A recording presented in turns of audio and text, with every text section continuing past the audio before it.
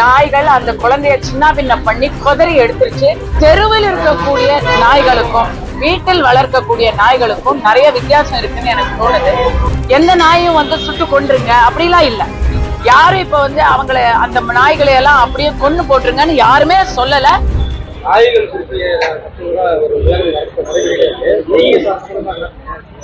இல்லங்க, என்னை பொறுத்த வரைக்கும் நான் என் கண்ணால பாத்துருக்கிறேங்க. என்னோட பக்கத்து பில்டிங்ல வடநாட்டுல இருந்து வந்திருந்த ஒரு செக்யூரிட்டிங்க, 4 வயசு பிள்ளைங்க. 4 வயசு பிள்ளைய கேம்பஸுக்குள்ளேயே அந்த குழந்தைக்கு இழுத்துட்டு தரன்னு இழுத்துட்டு போய் நாய்கள் அந்த குழந்தைய சின்ன பின்ன பண்ணி கொதறி எடுத்துருச்சு. அந்த பிள்ளை பிழைக்கல. இத நான் கண்ணால பார்த்தவன். எனக்கும் வந்து பிராணிகள் மேல ரொம்ப ஆசை இருக்கு. பிராணிகள் மேல பெரிய ஒரு இதெல்லாம் இருக்கு, பாசமெல்லாம் இருக்கு. ஆனா கண்ணால பார்த்தவங்க நானு. அந்த வாய் பேச முடியாத குழந்தைய எந்த விதமான ஒரு தயவு தாட்சணியெல்லாம் பார்க்கல. அதனால தெருவில் இருக்கக்கூடிய நாய்களுக்கும் வீட்டில் வளர்க்கக்கூடிய நாய்களுக்கும் நிறைய வித்தியாசம் இருக்குன்னு எனக்கு தோணுது.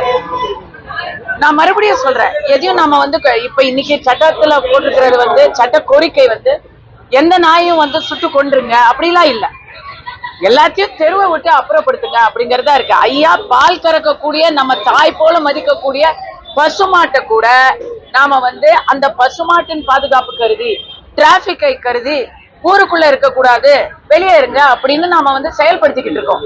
பசுவுக்கே அது அப்படிங்கும் பொழுது மற்ற பிராணிகளுக்கு நாம வந்து கொஞ்சம் சென்சிபிளா இருக்கணுங்க. யாரும் இப்ப வந்து அவங்கள அந்த நாய்களை எல்லாம் அப்படியே கொன்னு போட்டுருங்கன்னு யாருமே சொல்லல. அவங்களுக்கு ஜீவகாருண்யத்தோட வேற ஒரு இடத்துல ஒரு ஷெல்டர்ல வைங்கன்னு சொல்றாங்க. அதை நான் முற்றிலுமா ஆமோதிக்கிறேன்.